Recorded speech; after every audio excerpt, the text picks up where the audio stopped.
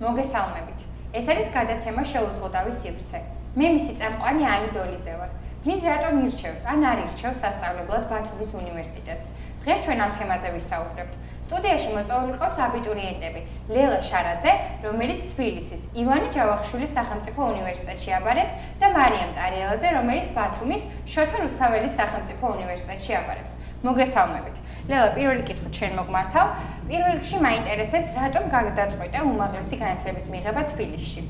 პირველ რიგში მოგესალმებით, დიდ მადლობას გიხდით გადაცემაში მოწვევისთვის, ძალიან საინტერესო თემაა ჩემთვის. რაც შეეხება იმას, რატო გადავწყვიტე რომ ჩამებარებინა თბილისში, არის ის, რომ იმ ფაკულტეტზე, რომელზეც ვაბარებ, რეალურად ბათუმის შოთა რუსთაველის სახელმწიფო უნივერსიტეტში არის სწავლება, ეს არის ჟურნალისტიკა.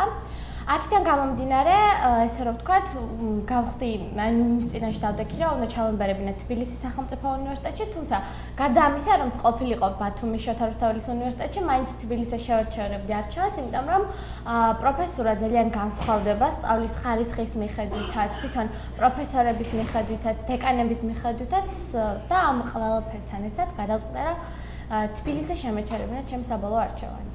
მარი, შენ რატომ გადაწყვიტე ბათუმის უნივერსიტეტში ჩაბარება? პირველ რიგში მოგესალმებით. დიდი მადლობა რომ მომიწვიეთ ჩემს საინტერესო თემასთან დაკავშირებით. რატო გადავწყვიტე რომ ჩამემბარებია ბათუმში? ალბათ იმიტომ რომ ძალიან დიდ ფინანსებთან არის დაკავშირებული თბილისში გადასვლა და იქ სწავლება. მით უმეტეს რომ ეს იქ იქნება უკვე ახალი ოჯახი, რაც ჩვენს ოჯახს აწובה კისერზე და ძალიან რთულია მინიმუმ 3 წლის განმავლობაში უნდა გვარჩინოს ჩვენმა ოჯახმა იქ. შემდეგ მეორე ფაქტორი ის არის რომ სტუდენტს თუ უნდა სწავლა, ჩემი აზრით, იქაც ისწავლის, აქაც ისწავლის, ეს არა პრობლემა. და კიდევ ის, რომ შოთა რუსთაველის უნივერსიტეტი არის საქართველოში მესამე ადგილზე გაცვლითი პროგრამებით, რაც ძალიან მომწონს მე და ჩემი არჩევანი შევეჩერე შოთა რუსთაველის უნივერსიტეტზე. ანუ რაც შეეხება თუ შეიძლება ვთქვათ მარიამს, არის კი ეს სკოლებზეც ეგრეა, ბავშვი კერძო სკოლაშიც ისწავლის და საჯარო სკოლაშიც უნდა სწავლაო, მაგრამ აი გაიხსენე მაგალითად სკოლაში რომელი საგანი არ გიყვარს და როცა ეკითხებიანო იცი რა მაგალითად მათემატიკა არ მიყვარს, ფიზიკა არ მიყვარს, იმიტომ რომ არ მყავს კარგი მასწავლებელი. ზუსტად ამ ფაქტზე მყარება ყველაფერი, რომ თუ არ ყავს კარგი მასწავლებელი, თუ არ ყავს კარგი დეკანი, თუ არ ყავს კარგი ლექტორი, შენ რაც არ უნდა გინდოდეს, ვერ შეძლებ რომ შესაბამისად დაეუფლო შენს პროფესიას. ამიტომ ყველაფერი მაინც საბოლოოდ გადის პროფესურაზე და საბოლოოდ გადის ხარისხზე, რომელთაც რომ ჯერ კიდევ ბათუმის შოთა რუსთაველის უნივერსიტეტს ბევრი რამ აქვს გასაკეთებელი. თუმცა რა თქმა უნდა, მაინც უნდა დავეთანხმოთ ის შემთხვევაში, თუ სტუდენტის სურვილია და ამაზე ძალიან ბევრი რამეა დამოკიდებული, შეიძლება თბილისში სწავლობდეს, თუმცა თუ მას მონდომება და სურვილი არ გააჩნია, არც იქ არ მიიღოს განათლება. კი ბატონო, გეთანხმებით, თუმცა მაინც ეს ის არის, რომ დამოკიდებულია ძალიან ბევრი რამე სტუდენტის გარდა ლექტორზე. რა თქმა უნდა. ეხლა ჩვენ გვითხარით თქვენ უნივერსიტეტები, რომელსაც შეაჩერეთ არჩევანი და მოდი ვისაუბროთ იმ პრივილეგიებზე, რაც თქვენი აზრით თქვენს არჩეულ უნივერსიტეტს გააჩნია და რატომ მაგალითად ლელა შენით რა დავიწყოთ კონკრეტულად ივანე ჯავახიშვილის სახელმწიფო უნივერსიტეტი. კი ბატონო, მოდი ჯერ მოკლე შესავალებით ვთქვათ ის, რომ ძალიან შეუძლებელია და მართლა ძალიან ცუდია ის, რომ თელს ქვეყანაში ერთი ქალაქი არის ისეთი, სადაც შეიძლება შედარებით ნორმალური უნივერსიტეტები მოძებნო და ეს არის დედაქალაქი. გამოდის რომ ქვეყანაში ხარისხიანი განათლების მიხედვით უმაღლეს განათლებას გულისხმობ ბუნებრივია, მართავს მხოლოდ დედაქალაქი. ეს უკვე პრობლემაა. ეს არის ყველაზე დიდი პრობლემა. აი სწორედ ამის გამო აწყდებიან აბიტურიენტები ძალიან ბევრ რაღაცა წინაღობებს და სწორედ ამის გამო ხდება ის, რაც ხდება შემდგომ და დგებიან არჩევნის წინაშე. მე თუ ჩემს ქალაქში მექნება იმის შესაძლებლობა, რომ დავეუფლო ჩემს პროფესიას იმავე დონით, როგორც თქვათ, დედაქალაქში, მე არსად არ წავიდოდი და დავრჩებოდი, იმიტომ რომ ყველაზე მეტად მიჭირს ჩემი ქალაქის დატოვება, ჩემი ოჯახის დატოვება და ნუ ასე შემდეგ. ძალიან დიდი ფაქტორია, როგორც მარიმ აღნიშნა, ერთი ქალაქიდან მეორე ქალაქში გადასვლა თან ამდენი ხნით. და ეხლა რაც შეეხება რატო შევაჩერე ჯავახიშვილის უნივერსიტეტზე ჩემი არჩევანი საბოლოო, მე ეხლა დაახლოებით 2 კვირის წინ ვიყავი თბილისში უნივერსიტეტის ღია კარის დღეებზე, იქ ვიყავი თავისუფალი უნივერსიტეტის ღია კარის დღეზეც მივედი თესეულშიც და სხვა უნივერსიტეტები მოვიარე, რომ მცოდნო და დარწმუნებით რას ვისწავლი და როგორი სწავლის გეგმა აქვს. საბოლოო ჯამში მაინც გადავწყვიტე, რომ ჩემი პროფესია ისეთია ჟურნალისტიკა, ამისთვის კერძო უნივერსიტეტში თანხის გადაყრა, რატომღაც ჩავთვალე, რომ არ ღირდა და შევაჩერე არჩევანი სახელმწიფო უნივერსიტეტზე, იმიტომ რომ საზღვარგარეთ გასვლის პროგრამები, როგორც მარიმ აღნიშნა, ყოველთვის სახელმწიფო უნივერსიტეტს უფრო მეტი აქვს, ვიდრე კერძოს. მით უმეტეს სახელმწიფო უნივერსიტეტში ხარ ბევრად უფრო მეტად დაზღვეული და შენ იცი, რომ შენ რომ ჩააბარე კიდევ 4 წლის განმავლობაში ის უნივერსიტეტი მინიმუმ იარსებებს. კერძო უნივერსიტეტში ამის დაზღვევა ნაკლებად გაქვს, ხო, გარანტია ესე რა ვთქვათ. გარდა ამისა, საზღვარგარეთ ვინცაც აპირებს თქვათ მაგისტრატურაზე, ყველას მაინც მოეთხოვება თესაუს და სახელმწიფო უნივერსიტეტის დიპლომი. ასე რომ მე მირჩევნია თქვათ სახელმწიფო უნივერსიტეტში ვიყო ბოლო, ან ვიყო მე ასე, ვიდრე კერძოში ვიყო პირველი და გადავწყვიტე, რომ აი კერძო უნივერსიტეტებს მაინც სულ სხვანაირი გეზი აქვს აღებული, ესე რომ ვთქვათ, მაგალითად, თავისუფალ უნივერსიტეტს კი ძალიან კარგი უნივერსიტეტია, ძალიან კარგი პროფესორა ყავს, მაგრამ არის რაღაცნაირი განსხვავებული მიდგომა, რომელიც მე პირადად ვერ დავიჭერე და სადაც ვერ დავინახე ჩემი თავი და მოკლედ ეს ყველაფერი რომ შევაჯამოთ, გამოდის ის მიზეზი, რის გამოც ავირჩიე ივანე ჯავახიშვილის სახელმწიფო უნივერსიტეტი. ნახოთ ახლა უნივერსიტეტი თუ ამირჩევს მე. მარი, იგივე კითხვაზე რომ გვიპასუხო, შენ ანუ რა პრივილეგიები გააჩნია იმ არჩეულ უნივერსიტეტს, რომელზეც შენ შეაჩერე არჩევანი? როგორც უკვე ვთქვი, გარკვეულ ფინანსებთან არის ხო დაკავშირებული თბილისში წავხვიდე და რადგან გადავწყვიტე რომ ბათუმში დავრჩენილიყავი და თან ჩემი პროფესია, და მაქვს გადაწყვეტილი დაწყებით პედაგოგიური არჩეული, სხვა უნივერსიტეტში, ისეთი ხარისხიანი სწავლება, იმასთან შედარებით რაც ჩვენს ქალაქშია, მაინც შოთა რუსთაველის უნივერსიტეტზე შევაჩერე არჩევანი. გასაგებია.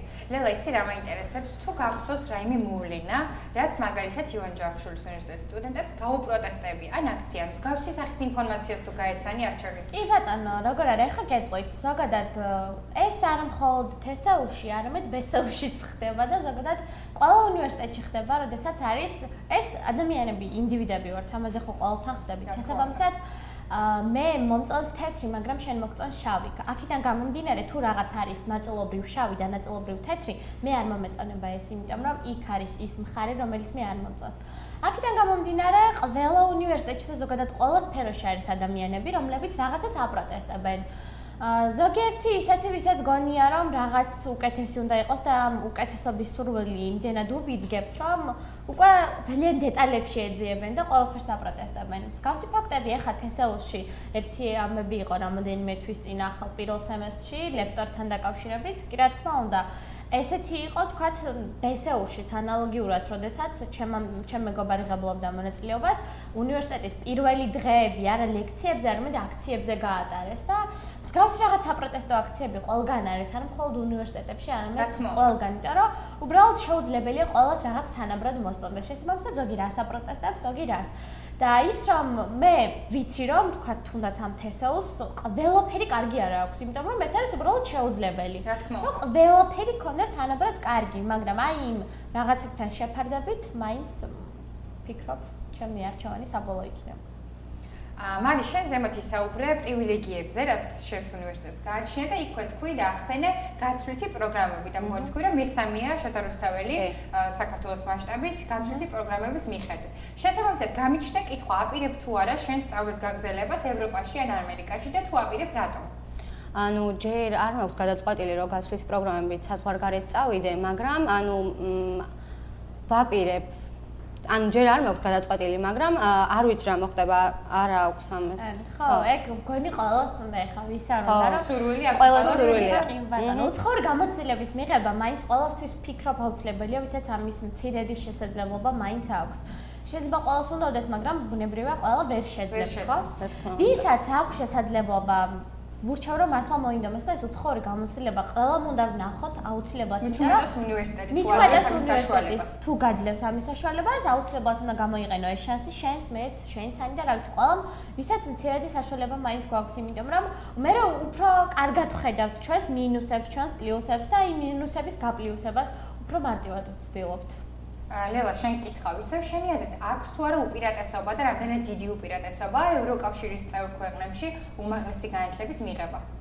როგორ არა, არა მხოლოდ ევროკავშირის წევრ ქვეყნებში, არამედ ზოგადად მთელ მსოფლიოში არის მნიშვნელოვანი განათლების მიღება, მაგრამ ევროპული ღირებულებები, ამაზე ახლა ბევრს საუბრობთ და ყველასთვის შეიძლება მაინც ინდივიდუალური იყოს ეს რაღაცა ღირებულებები, მაგრამ როდესაც თუნდაც გაცვლითი პროგრამით ან რაღაც რამოდენიმე წლით მიდიხარ სასწავლებლად და ირჩევ ევროპულ ქვეყანას, უფრო მეტი შესაძლებლობა გაქვს იმის, რომ უკეთ ამოიცნო შენი თავი, იმიტომ რომ იქ გარდა იმისა, რომ შენ ევროპულ განათლებას იღებ ევროპულ გამოცდილებასაც, რაც ევროპული ცხოვრების გამოცდილებას გულისხმობ, რაც ძალიან განსხვავდება თუნდაც ჩვენი და თუნდაც სხვა ქვეყნების გამოცდილებიდან. რა თქმა უნდა, ბუნებრივ არსებობს ახლა ბევრი რამოდენიმე ქვეყანა, რომელიც არ არის ევროკავშირის წევრი ქვეყანა, მაგრამ ისეთივე ძლიერია განათლების მიხედვით, როგორც სხვები. თუმცა ამ შემთხვევაში ვფიქრობ, არჩევანი უნდა შეაჩერო იმ ქვეყანაზე, რომელზეც შენი პროფესიის მიხედვით უფრო მეტი გამოცდილება აქვს, უფრო მეტი გაეგება და ესე რომ ვთქვათ,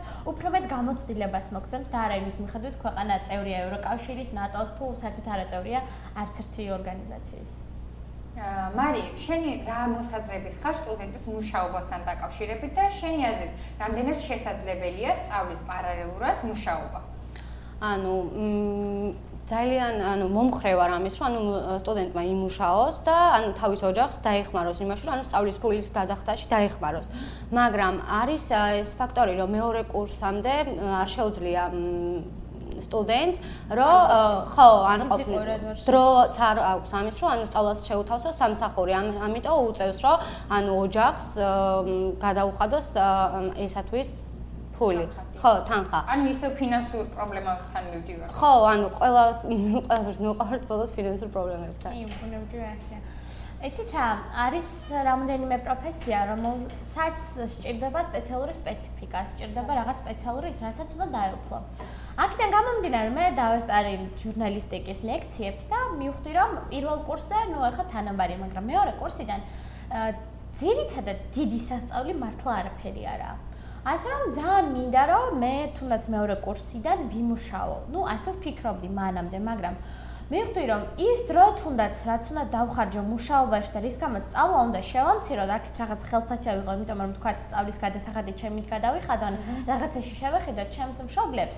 მე დავფიქრდი რომ იქნებ აი ამ დროს ხომ ჯობია უკეთესად ვიმეცადინო, უკეთესად ვისწავლო და სტიპენდიაზე გავიდე მაგალითად და აი იმ დროის ნაცვლად, ფიზიკურ დატვირთვის ნაცვლად, გონებრივად დავიტვირთო, უკეთესად მოამზადო ყველა საგანი, რაღაცა იქ A და A+ მქონდეს და მივიღოს უნივერსიტეტისგან სტიპენდია. როდესაც გაძლევს უნივერსიტეტი ამის შესაძლებლობას, ესეც შეგიძლია გამოიყენოს, სანამ მიხვალ იმ გადაწყვეტილებამდე რომ იმუშაო.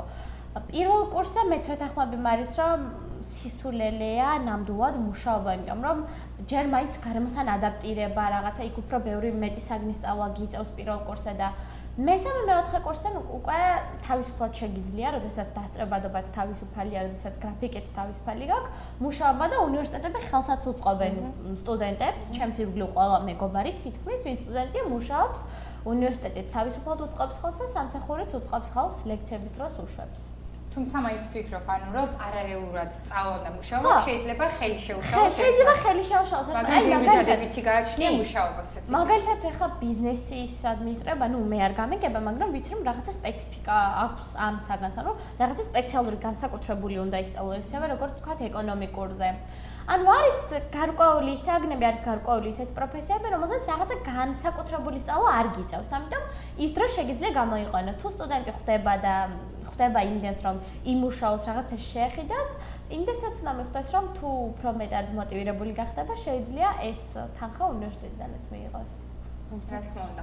მარი, თუ გაქვს არჩეული, რა თქმა უნდა, გექნება პროფესია და რატომ აირჩიე კონკრეტულად ის პროფესია, რომელსაც ახლა დაგვისახელებ? კი, რა თქმა უნდა, უკვე არჩეული მაქვს პროფესია, ეს არის დაწყებითი პედაგოგიური. ეს აირჩიე, იმიტომ რომ ძალიან მიყვარს ბავშვებთან ურთიერთობა, ვარ ძალიან კომუნიკაბელური და ამიტომ შევეჩერე არჩევანი, რომ ჩამებარებია პედაგოგიურზე. და იგივე კითხვაზე შენს რო გვიყვარს ხა შენს პროფესიასთან დაკავშირებით? კი, მე მინდა პატარა რაღაც მოყვა მანამდე. ბავშვობაში ჩემი მეგობრები სკოლის მე როცა მოვიდრო ჩემთან წამოხვალთ ერთი მოვლებოდა მე ცეკვაზე ვარ წასასვლელი მეორე მე ხატვაზე ვარ წასასვლელი მესამე მე სიმღერაზე და უცებ დავფიქრდი რომ არც ხატვა შემიძლია არც სიმღერა შემიძლია და არც ცეკვა და რა ვარ ესეთი და ქონდა რემონტი, ჩემს ოთახს ვარემონტებდით, კარების მინა იყო ამოჭრილი და მაშინ დავდექი მინაში და რაღაცა ისეთი ესე რომ ვთქვათ, ისე გავაკეთე თითქოს და მიმყავდა გადაცემა და მაშინ მომეწონა ძალიან ჩემი თავი იმ სივრცეში და თან ეხა ანუ ჯერ კიდევ ბავშვობაში მივხვდი ჩემს პროფესიას და რატომღაც ასე მგონია რომ სხვაგან იმდენად ვერ წარმოვიდგენ ჩემს თავს როგორც სამსფეროში, რასაც თქვა ჟურნალისტიკა და ნახოთ მე რა იქნება. რა თქმა უნდა, შენი სურვილი უპირატესია და თუ შენი პროფესია არ გიყვარს, დამეთანხმებით რომ შეუძლებელია მთელი ცხოვრება ამ პროფესიით. ძალიან ბედნიერი ვარ, რომ მშობლები არ მიშლენ, იმიტომ რომ ბევრთან არის ესეთი რაღაც, რომ რა თქმა უნდა, არის. სულ სხვა უნდა სტუდენტს, მშობელი სულ სხვა მიმართულებისკენ მიიყავს და მე უბრალოდ რაც შენ არ გაინტერესებს, იმას შესაბამისად ვერ დაუყო. ეს ყველას მაინც სწავლებს შემდეგ ცხოვრებაში, ყოველთვის სწავლობს და შესაბამისადაც ვერ ისწავლი იმ პროფესიას. მადლობა ჩემს მშობლებს, რომ არ მისლიან ხელს და მაძლევენ იმის უფლებას, რომ ჩემს საყვარელ პროფესიას დავყო. შენი წარმატებული მომავლის საკეთებად, რა თქმა უნდა, ამას. კი ბატონო. ლელა, შენიას რამდენად რთულია აბიტურიენტობა? ემზადები თუ არა რეპეტიტორებთან, რამდენ საგანში ემზადები? კი, ვემზადები ბუნებრივია რეპეტიტორებთან მეც, თუმცა ვფიქრობ, რომ აბიტურიენტობა არც ისეთი რთულია, რომ დრო არაფრისთვის არ დაგჭირს. აი, მაგალითად, ახლა ძალიან ბევრი არის ჩემს რუბლივისათი, რომელიც აიმე გუშინ გავათენე სწავლაში და დღეს სკოლაში ძინავთ და რაღაცა და აი მე არავერსად ვერ წამოვალ, ვერც 10 წუთი, იმიტომ რომ სასწაული მაქვს ბევრი. ნუ მეც დავფიქრდი, რომ მე ვზარ მაცობ თუ რა ხდება, რატომ რჩება დრო. მაგრამ ისე ხდება და ისე ვანაწილებ ამ აბიტურიენტობას, თუნდაც რომ დრო ყველაფრისთვის რჩება, ოჯახისთვისაც, მეგობრისთვისაც, გართობისთვისაც და მგონი არც ერთ საგანშიც არ ვზარ მართლობ. და ასე მგონია რომ თუ ზუსტად გადაანაწილებ დროს არც აბიტურიენტობა იქნება რთული, არც მე-11 კლასელობა და არც სტუდენტობა. ანუ მაინც ბოლოს მივიდივარ დროის ფაქტორის განაწილებას და შეუძლებელი არაფერი. აი მაგალითად ახლა როდესაც ისეთი გრაფიკი მაქვს, რომ თქვა სამშაბათი დღე ბევრად უფრო თავისუფალი მაქვს, ვიდრე სხვა დღეები. ასე რომ სამშაბათს ამ თავისუფალ დროს ვიყენებ და კვირის შემდგომი დღეებისთვის, რის სწავლა შემიძლია, წინასწარ ვსწავლობ. შემდგომ ვისვენებ ის დღეები გონებასაც ვასვენებ და იმ დროს რაღაცა მეგობრებთან ერთად რელაქსაციისთვის ვიყენებ. ასე რომ თუ გადაანაწილებ ყველაფერს სწორად, მართლა ყველაფრისთვის დაგრჩება. არ მეთანხმები? კი, ვეთანხმები მართლაც, რომ ანუ თუ დროს მართლა სწორად გადაანაწილებ, ყველაფრისთვის დაგრჩება დრო. მეც ვეთანხმები ამ აზრს. ანუ შეიძლება სტერეოტიპად ჩავთვალოთ ის მოსაზრება და აბიტურიენტობის. კი, ნამდვილად. კი, ნამდვილად შეიძლება სტერეოტიპად ჩავთვალოთ. ხათი შორის ახლა რამდენი თვეა აბიტურიენტები ვართ. ხო, სექტემბრის მერე აბიტურიენტები ვართ და ერთადერთი შემთხვევა იყო გუშინ წინ, როდესაც სწავლის გამო გავათენე. იმიტომ რომ ერთხელ მაინც მქონდეს საქმელი და იცი რა, სწავლის გამო მეც გავათენე და ხო, ცოტა კაი ყოფილა სწავლის გამო გათენება. აუცილებლად გამოიღებს შედეგს ეს ხამერათები. იმედია. ბოლოს მე შეგახსენებ ჩვენი გადაცემის მთავარ კითხვას. რატომ მიდის აბიტურიენტების უმრავლესობა უმაღლესი განათლების მისაღებად თბილისში? ჩვენ უკვე რამდენიმე ძირითადი პრობლემა და მიზეზი ჩამოთვალეთ ამის, რომ შევაჯამოთ ორივეს გთხოვთ, მოდი მარი დავიწყოთ შენით. როგორ შეაჯამებდი მთავარ მიზეზებს და ჩამოთვლილ პრობლემებს? ანუ მე ვფიქრობ, რომ ანუ რაც ლელამ თქვა, მართალია მაღალი დონეა უფრო განათლების თბილისში. ისიც არის, რომ ლექტორები უფრო საფუძვლიანად არიან განათლებულები, ანუ ეს უდაოდ და მაინც ანუ მთავარი პრობლემა ჩემი აზრით არის ის, რომ იცით რა მინდა ვთქვა, რომ ანუ არის სტუდენტთა ისეთი კატეგორია, ვინც სწავლის გამო არ მიდის თბილისში. უბრალოდ მიდის, იმიტომ რომ თბილისია. კი, გასართობად მიდის უმრავლესობა. მაგრამ ეს რა თქმა უნდა ყველას არ ეხება. მაგრამ მე მაინც ვთვლი, რომ თუ უნდა ბავშვს სწავლა, კი, მართალია დამოკიდებულია ის ლექტორზეც და დეკანზეც და ყველაზე, მაგრამ ანუ მე მაინც ვთვლი, რომ ჩვენს ქალაქშიც არის იმის შესაძლებლობა, რომ ამა თუ იმ ფაკულტეტზე საფუძვლიანად ისწავლო. ანუ ხელის ჩაქნევი ფაქტია, რომ ვერ მიდიხარ თბილისში და ვეღარ ისწავლე. კი, რა თქმა უნდა. ეს პრობლემა არ არსებობს, სწავლა ყველგანაა შესაძლებელი. კი, რა თქმა უნდა. ნელა იგივე კითხვაზე? კი, ეკონომიკურ საკითხში მონებრივად დავითანხმები, მარის აღარ განმეორდები და ვიტყვი ისევ იმას, რაც თქვი, რომ ქვეყანას მართავს დედაქალაქი მხოლოდ ხარისხიანი განათლების მიხედვით და თუ ყველა თუ არა ზოგიერთ ძირითად ქალაქებში მაინც გვექნება იმის შესაძლებლობა, რომ აქაც მივიღოთ ისეთივე სახის განათლება, როგორც შეგვიძლია ვთქვათ იქ, შეიძლება მინიმალურია ძალიან განსხვავება, მაგრამ ეს მინიმალურიც ხშირად ძალიან ბევრს ნიშნავს.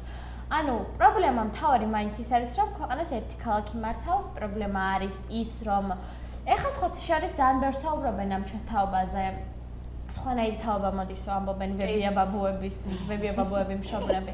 ხო, რაღაცაირად უფრო მეტად მოტივირებულები ვართ, უფრო მეტად აქტიურები, თუნდაც სამოქალაქოდ აქტიურები და ამ ყველა მხრივ რაღაცა საფუძველია თბილისი, მხოლოდ ქვეყნის დედაქალაქი კი არა, ყველაფრის კი, უნდა აღნიშნოთ სამწუხაროდ, მხოლოდ ქვეყნის დედაქალაქი კი არა, ყველაფრის დედაქალაქია ის ადგილი, სადაც ყველაფერი ერთად იყრის თავს და ცენტრია მართალ ყველაფრის და როგორც რომ გზა იტყოდნენ, ყველა გზა მიდის თბილისისკენ და რა ვიცი, მე ძალიან ბედნიერი ვიქნები, იცით თუ ჩემსავით, ჩემს დას, ან თუნდაც ჩემს შვილებს არ მოუწევთ ქალაქის დატოვება, ძალიან მიჭირს ბათუმის დატოვება, იმიტომ რომ აქ არის ჩემთვის ყველაზე მნიშვნელოვანი ადამიანი, აქ არის ჩემი და, რომლის გარეშეც მართლა ვერ წარმოვიდგენია ცხოვრება და არც კი ვიცი როგორ რა უნდა ვქნა იქ მის გარეშე და ბედნიერი ვიქნები თუ ოდესღაც ისეთივე იქნება ჩვენთანაც განათლება, როგორც სხვა ქალაქებში და ჩემსავით არ მოუწევთ, ჩემსავით, ჩვენსავით და კიდევ ბევრივით არ მოუწევთ ახალგაზრდებს დატოვება ქალაქის.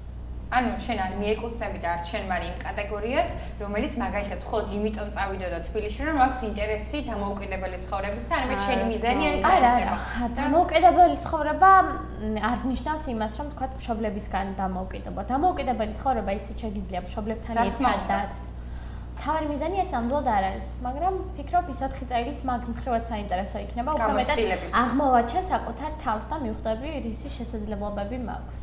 გასაგებია, მადლობას გიხდით ორივეს, წარმატებებს გისურვებთ. თქვენ კი შეგახსენებთ, რომ ეს იყო გადაცემა შეუზღუდავი სივრცე, რომელიც თავისუფალ ჟურნალისტთა სახლის ორგანიზებითა და ნიდის მხარდაჭერით მომზადდა. მე მისი წამყვანი ანი დოლიძე ვარ. აქვე მინდა გითხრათ, რომ თქვენ შეგიძლიათ მოგმართოთ Facebook გვერდზე ქართული მისამართით თავისუფალ ჟურნალისტთა სახლი. მოგწეროთ თქვენი საინტერესო კითხვები და თემები, რომლებსაც შემდეგში ჩვენ მოვამზადებთ გადაცემას თქვენი მონაწილეობით. ასევე მოვაწყობთ დისკუსიებს. ნახვამდის.